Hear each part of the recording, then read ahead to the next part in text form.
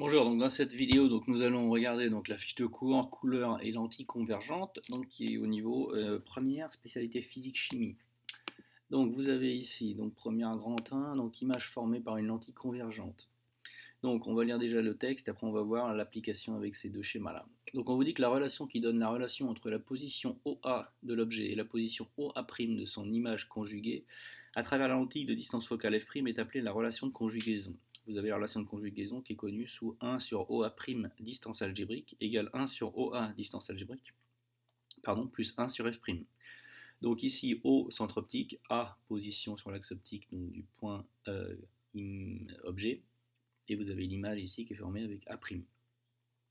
Je vous rappelle les trois rayons vus en seconde. Le rayon ici le rayon qui passe ici par le centre optique n'est pas dévié. Le rayon qui arrive parallèle à l'axe optique ressort par le foyer F'. Il y en a un troisième, ça serait le point qui passe par le point F.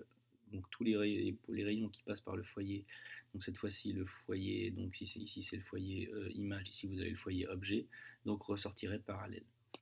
Une image est réelle lorsqu'on peut la visualiser sur un écran, sinon on dit qu'elle est virtuelle. On va voir ce que ça signifie sur les schémas. On vous définit le grandissement, qui est la grandeur algébrique, attention, algébrique qui peut être positive, négative ou nulle, définie par la relation suivante. Le grandissement, sans unité, donc est égal à A'B' sur AB, donc c'est la taille de l'image, et donc en bas la taille de l'objet. Encore une fois, ce sont bien des grandeurs algébriques. Donc il dépend de la lentille utilisée, de la position de l'objet sur l'axe optique. Donc on peut démontrer de la même façon, à l'aide des théorèmes de Thalès, que le grandissement peut aussi être exprimé comme OA' sur OA. Donc on relie ce qu'on appelle le grandissement, qui est un rapport entre la taille de l'image et de l'objet, à la position de l'image et de l'objet. C'est en ça que ça peut être intéressant pour résoudre beaucoup de problèmes. Donc ici, si je reprends les schémas, ici, vous avez une image A'B' qui est réelle, renversée et plus petite que l'objet. Alors, je m'explique. Ici, vous avez donc l'image A'B', elle est réelle. Effectivement, si je mets un écran ici, je vais pouvoir voir ici donc l'image de cet objet.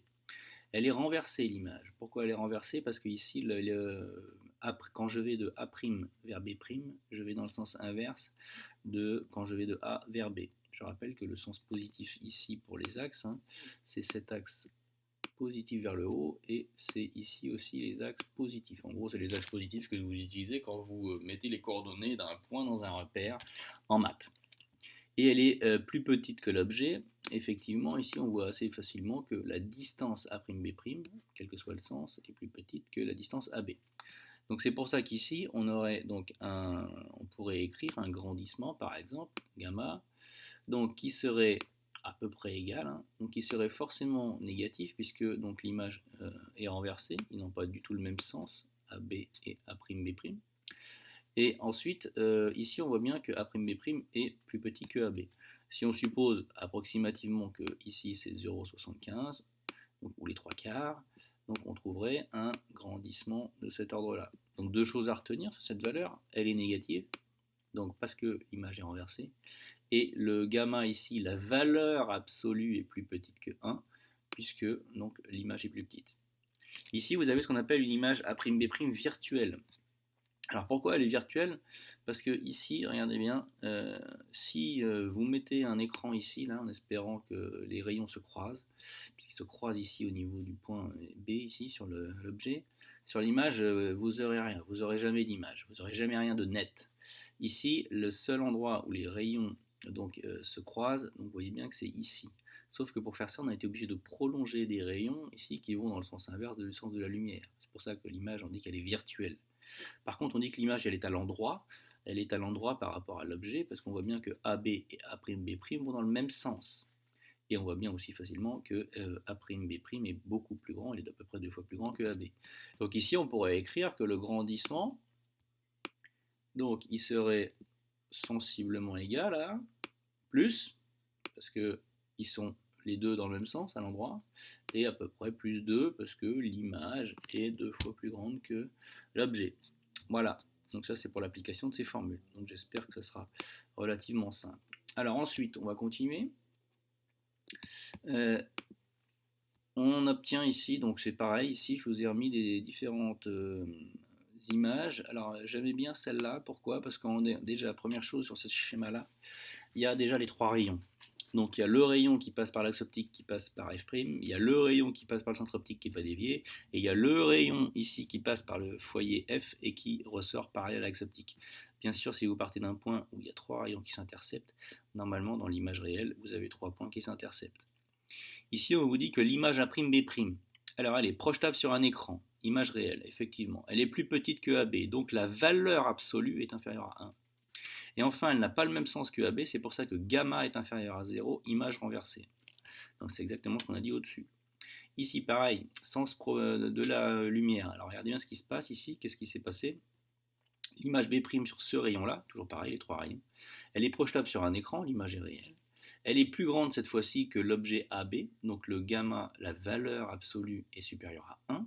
A'B' est plus grand que AB en distance, et elle n'a toujours pas le même sens, donc ici l'image est renversée. Donc dans les deux cas, vous avez quoi? Vous avez des images renversées, sauf que dans un cas, vous avez une image ici qui est plus petite, une image qui est plus petite que l'objet, alors que là, elle est plus grande que l'objet. C'est ce qui différencie ces deux-là.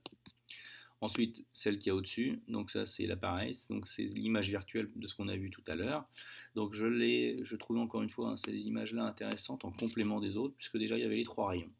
Et qu'est-ce que vous voyez? Vous voyez bien que les trois rayons ici partent de B, mais sauf que cette fois-ci, si vous voulez donc l'image virtuelle, vous êtes obligé de croiser, de trouver l'intersection des trois rayons, sauf que là vous êtes obligé de prolonger les rayons lumineux qui se passent dans le cas réel et que vous avez vu au collège.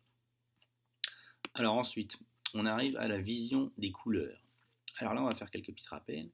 Donc on vous rappelle que lors de la superposition des lumières, donc il se passe ce qu'on appelle une synthèse additive. Donc dans la superposition des lumières, lumière, synthèse additive. Deux couleurs sont dites complémentaires l'une de l'autre si par synthèse additive elles produisent de la lumière blanche. Donc concrètement, quand vous prenez ici ce petit cercle chromatique, ici vous avez du rouge, du vert et du bleu, qui sont les trois couleurs primaires. Donc les trois couleurs primaires lumière. Ici, vous avez donc les couleurs secondaires, le magenta, le jaune et le cyan. Deux couleurs sont dites complémentaires si, donc par synthèse additive, elles produisent de la lumière blanche. C'est-à-dire que par exemple, ici, le rouge plus le cyan, ça donne du blanc. Donc rouge et cyan sont complémentaires. Vert et magenta sont complémentaires. Bleu et jaune sont complémentaires. Pour parler simplement, les couleurs qui sont diamétralement opposées dans ce petit schéma ou dans un cercle chromatique sont complémentaires. C'est-à-dire que par synthèse additive, quand vous additionnez ou superposez ces deux lumières, vous obtiendrez du blanc.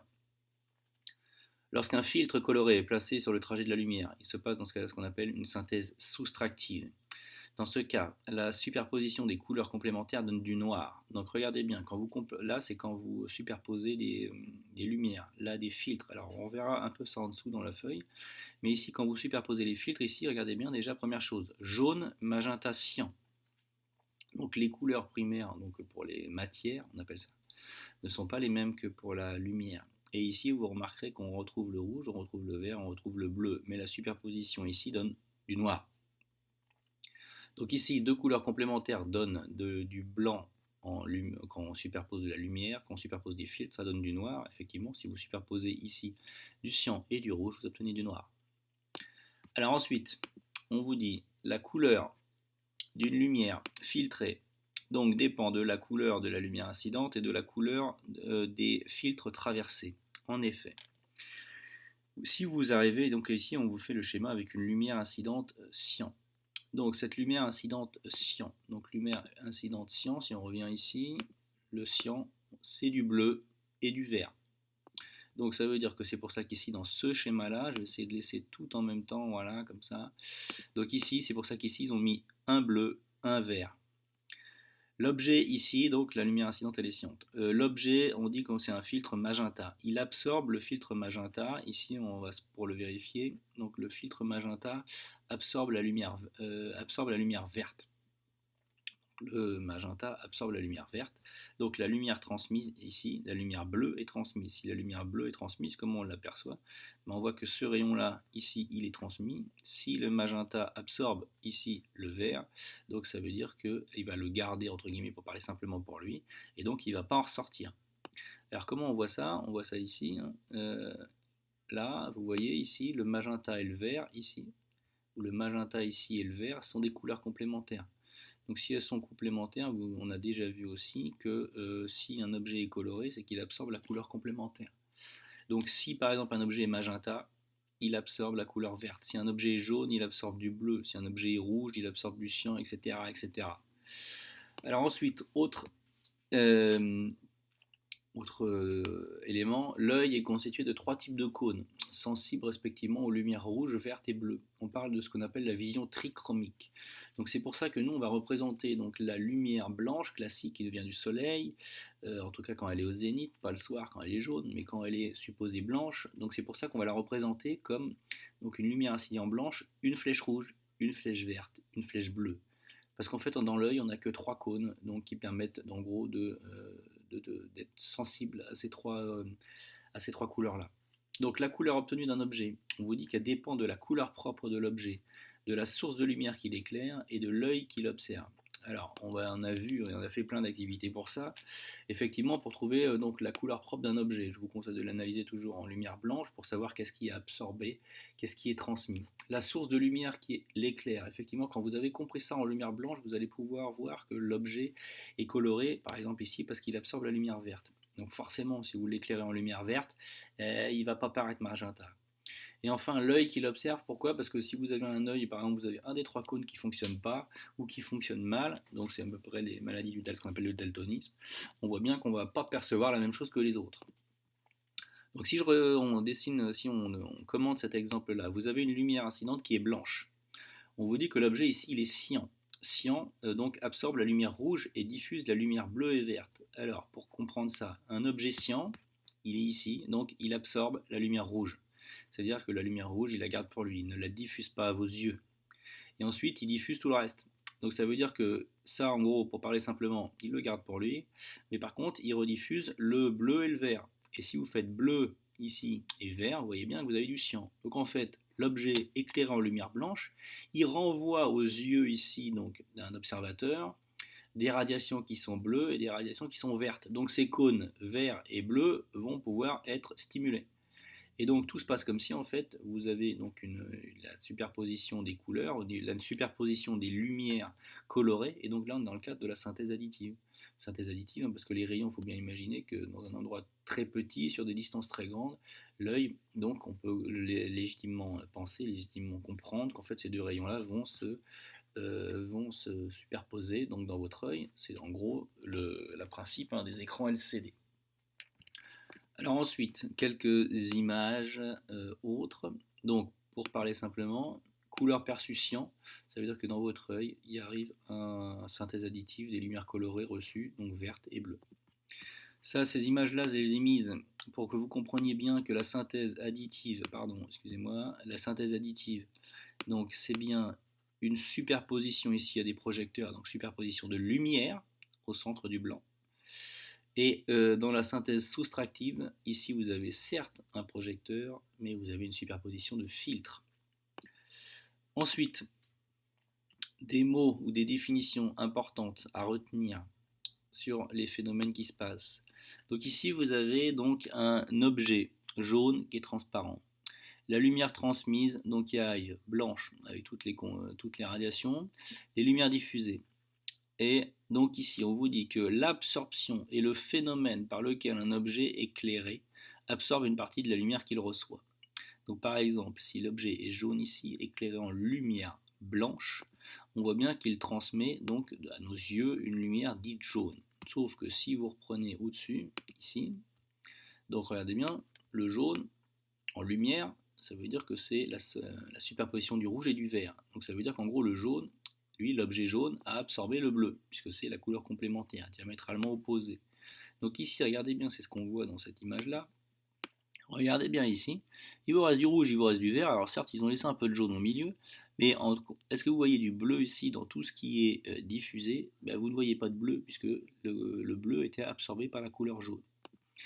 La diffusion donc, est le phénomène par lequel la surface d'un objet éclairé renvoie dans toutes les directions une partie de la lumière qu'il reçoit. Donc ça c'est la diffusion, dans toutes les directions. La transmission est le phénomène par lequel un objet transparent est traversé par une partie de la lumière qu'il reçoit. Alors, confondez pas les deux. Donc la diffusion, concrètement, ça arrive et donc ça diffuse dans toutes les directions.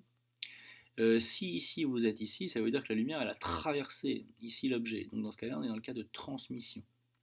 La diffusion, généralement, c'est plutôt, on va dire, sur un angle de 180 dans toutes les directions. La couleur perçue, donc, est la perception des différentes radiations constituant la lumière visible qui a atteint l'œil. Donc la couleur perçue est la perception des différentes radiations. Dit autrement, ça veut dire que c'est la superposition de toutes les radiations, donc synthèse additive. La couleur perçue dépend de la lumière incidente qui l'éclaire et des lumières colorées qui l'absorbe, diffuse et transmet. Donc effectivement, encore une fois, je me répète, pour analyser des problèmes comme ça, je vous conseille de toujours raisonner donc, sur une vision trichromique rouge-vert-bleu de la lumière, pour savoir en gros par rapport à ce cercle ici, par rapport à ce cercle chromatique ici, quelles sont les radiations d'un objet, qu'est-ce qu'il absorbe, qu'est-ce qu'il diffuse. Une fois que vous avez compris ça en lumière blanche, vous pouvez essayer de comprendre ce qui se passe dans d'autres lumières. Mais je pense que la première chose importante est de comprendre bien ça. Donc voilà, donc j'espère que cette vidéo vous sera utile.